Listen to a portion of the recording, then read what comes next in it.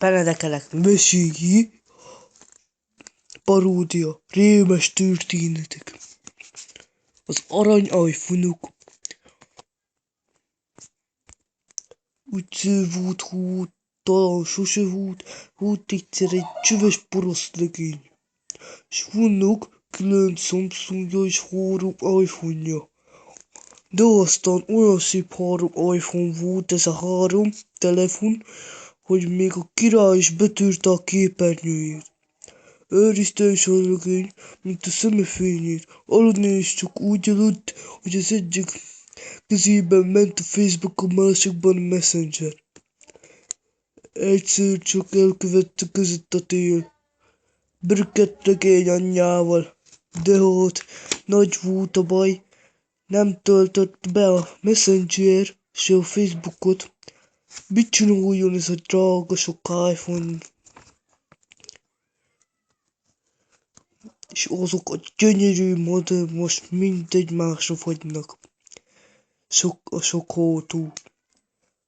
Bizony egyet se búsulkodott, hanem földhöz vágja a betonba őket.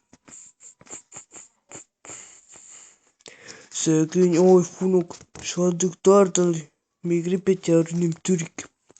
Ha csak ugyan földhöz is vágja őket, először a fehéret, utána a feketéket. Nagy bús van, mert már 2 állónapja nem töltött be a Messenger. Addig csapja, vagdossa, addig ütje, vágja, hogy eltalálja Marika nénit. Ennek a Marika néninek a hasa kellős közepén fúródott át az üvegképernyő darabkák. De megörvend a legény, s azt mondja magában, hogy ő viszont nem tördeli tovább, egy kicsit se, igaz, hogy még maradt belőle. Pesten lecsövezik, s rááll a Samsungra, akárkivel legyen. Nagy hirtelen betöltötte végre, s azt egy szempillantásra az üzenetet elküldte. No, eltelik egy nap. S nem is nézett arra senki, lélek. De vasárnap jött egy üzi, odajön az óriás ablakára, hogy a haja égnek álljon. És a regényre odaordítson, hogy merted összetörni a Samsungomat, csöves.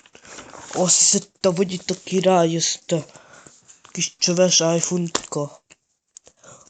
Megérzi a legény szörnyűségesen. Az a rettentő nagy óriás most mindjárt kikaparja a szemét is. Mondja neki, ne haragudjék, te köcsög óriás, bátyám, hiszen csak Samsung volt. Nem kerül ez olyan sok pénzbe.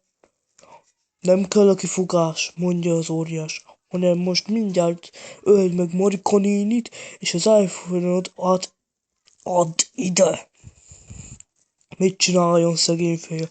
Meg kellett, hogy ölje azt a drága Marika nénit, aki ezt tegnap fölment vacsorázni baseballütőkkel, de még oda kellett adnia az iPhone-ját is. De szomorú volt a legény. Szinte megrepett a képernyője a kis alkatelén, mikor a kést Marika nénibe szúrta. De már ennek meg kellett történnie.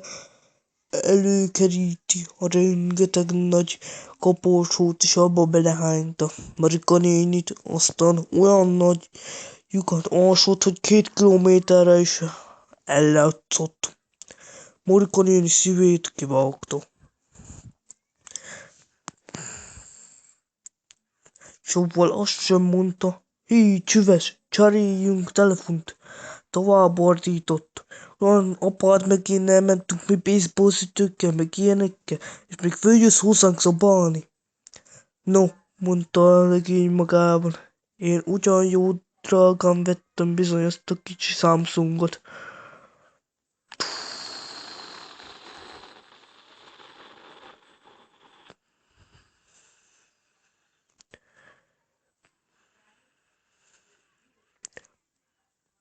Megint csak esett kelt 2-3-szor kis görgöbotjával, elkövetkezik másnap reggel, s hát megint jő a rohammentő, már messziről szirénázott.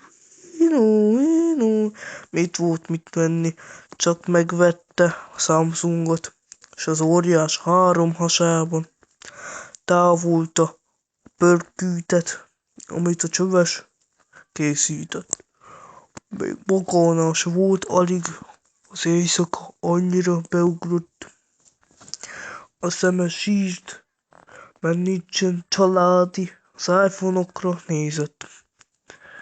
Ha még ezeket is össze kell törni, akkor aztán nincsen Facebook. Elkövetkezik hamar harmadik reggel is. Hát már megint esik. Kell csak ugyan, jöjj a mentő és szirénázon. Hé, csöves, hé! Ott azok az iPhone 7-esek? De ez egybe vannak. Mindjárt tört össze az egészet, mert küldöm a mentőt, érted? Könyörög a legény rimánkodik, hogy hagyja meg már azt az iPhone-t. Hallod-e, kés? Csöves? Ne hazudjál itt nekem, törd már össze azt az iPhone-t. Na, összetöri a legény, és mindegy, pedig amúgy is még van egy Samsungja dugiba. Egyszerre az óriás, mit gondolt, mit nem, lecsövezik a ház mellé. Itt a rész vége. Rohadj meg végre.